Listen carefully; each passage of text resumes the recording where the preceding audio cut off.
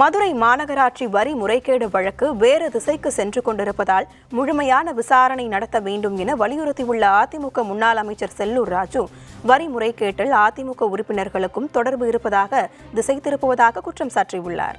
2000 மேற்பட்ட வணிக வளாகங்கள், 10,000க்கு மேற்பட்ட குடியிருப்புகள் கட்டடங்களுக்கு இருக்கோ கட்டடங்களுக்கு முறைகேடு நடந்திருக்கும். இன்னும் நீங்க தரவா விசாரிச்சோம்னா நிலையை அறியணும். அது 100 வீடுனாலும் சரி, 10 வீடுனாலும் சரி, அல்லது 10 வணிக கட்டடம்னாலும் சரி, உண்மையான நிலவரம் இதுதான் அப்படின்னு சொன்னா எங்களுக்கு திருப்தி.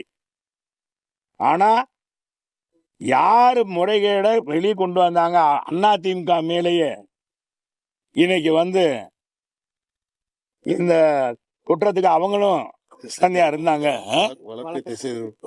அப்படின்னு சொன்னாங்கன்னா வழக்கு எங்கே திசை திருப்பப்படுகிறது, திசை காட்டி மாறுகிறது. மாறுமோ? நாங்க அப்படி இல்லை, மாறுதுன்னு சொல்லல, மாறுமோ இந்த அச்சம் ஏற்படுகிறது.